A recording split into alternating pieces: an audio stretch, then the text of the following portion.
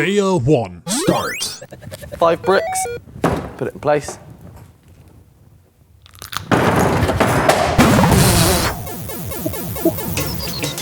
Hello everyone, and welcome back to another video. Today we're going to be focusing on adhesive grab. So in a lot of our videos we talk about strength and flexibility, but there's another characteristic that's also important, and that's adhesive grab. We're going to be explaining what grab is, how you can test for it, and also which of our products have the best grab. The grab of an adhesive is the initial strength it has while it is still wet. It's basically the stickiness it has as soon as it comes out the tube or cartridge to hold materials in place. A lot of companies like to advertise their products as high grab, as a major advantage, so we decided to test our products alongside a few of the others. We did a couple different tests, so make sure you stay tuned for later in the video to show the surprising results. People often confuse viscosity and grab. They assume that an adhesive with high viscosity will also have high grab. It isn't necessarily the case. An adhesive can have low viscosity and high grab. This adhesive here, for example, is one of our low viscosity options, but it also has one of the highest grabs in our range. So now you know a little bit more about what grab is, it's time to analyse whether it's an important feature for you. And we're going to use a bus manufacturer as an example. They had a windscreen bonding application, and the adhesive they had found had all the characteristics they needed in terms of strength and flexibility. But the cure time of the product was up to 24 hours, which was far too long for their production. They hadn't analysed the grab at this point. When they got in touch with us, we introduced the fact that the grab was good enough to hold the windscreen in place while it cured, removing the importance of a full cure within 24 hours. The initial grab of the adhesive allowed the bus manufacturer to remove the suction cups straight away from the windscreen.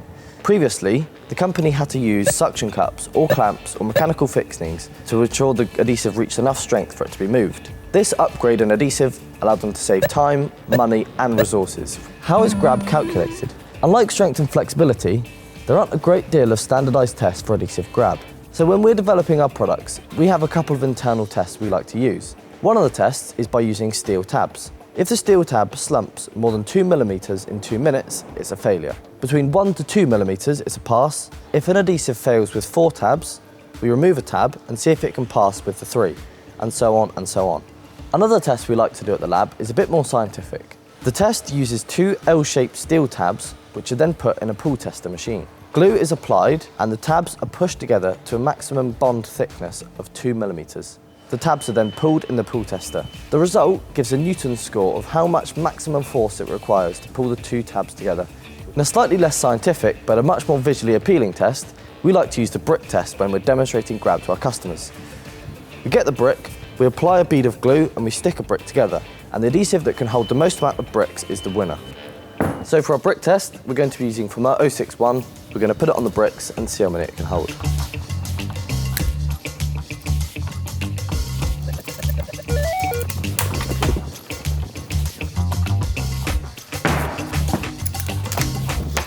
Brick number 3, which means there's 2 bricks to hold. Boom. Brick number 4, which means it's holding 3 bricks.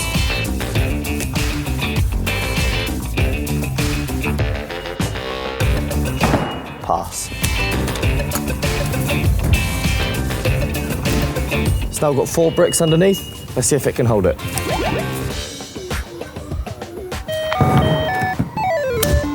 4 bricks is obviously too much for this product. So now we're going to test a competitor product, which we obviously can't name for legal reasons, but let's just say it's usually the one to see in the hardware store.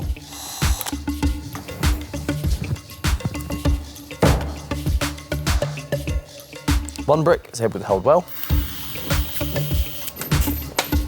2 bricks. And it passes.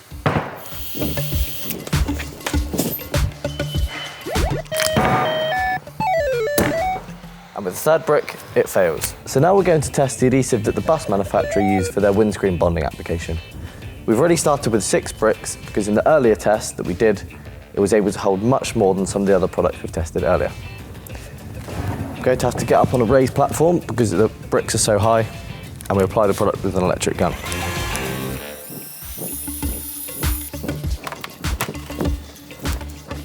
Ready? So now we've got 6 bricks. That's a pass. Test with 7 bricks.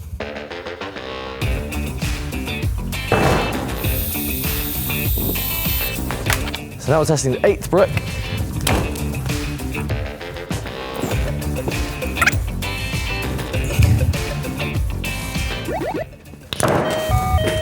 Just started to come loose on the 8th brick. So there we go. Thank you for watching the video. We hope it helped you learn more about grab. If you want to learn more about adhesives and bonding, make sure you subscribe to our channel, join in and stick with us.